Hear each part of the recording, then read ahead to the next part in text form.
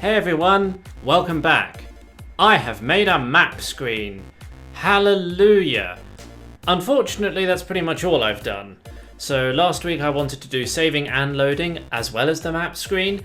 Turned out the map screen was a really big job and it took an entire week, but it's in and I'm really happy with it. Let's get into it. So let's just get into the map screen. So I'm using a program called Sprite. Here you can see all the different layers I have. So I have the text layer, the text box layer, and the arrow layer. And you can see I can turn them off and on depending on what I need to. So all I need to do then is just put this lovely thing into Game Maker, and then, hey presto, I have a map screen. Except you may notice that I have all of these different frames, and this is so that the text boxes, the arrows, and the text can cycle through the different levels. So you can see here, if I cycle through the frames, I'm cycling through the different levels, and I have 10 frames because I have 10 levels. And that's the map screen, which, yeah, I'm pretty pleased with. And you can see I've got the snow on a different layer and the forest on a different layer. The moon is something I'm very pleased with because I was able to just take a photo of the moon from Google Images and then just trace over it. So the moon actually looks really good. That took ages to do. But yeah, I'm super pleased with this map screen. And let's see how it looks in the actual game.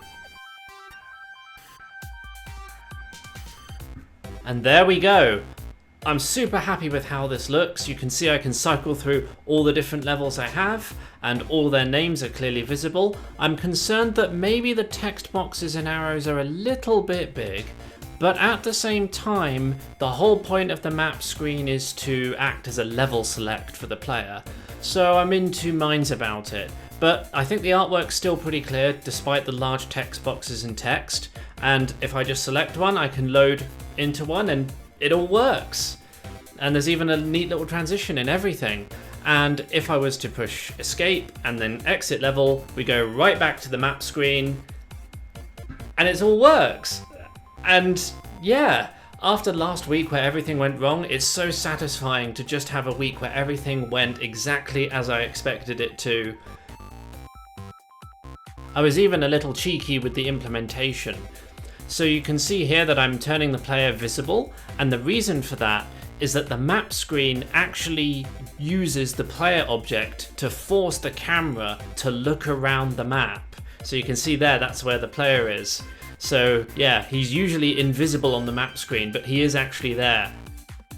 As for the actual code, it was really simple. All you need is just a few sprites for the boxes, the text, the arrows, just which level we're selecting and the maximum number of levels. That's what needs to be saved so that I can save the player's progress so they don't access all the levels at one time, they just access the maximum level they're currently up to. And there's the button press time, and that's vital, otherwise the menu is incredibly twitchy. And you can see here that in the actual main step event, that's what determines whether or not something's going to be selected.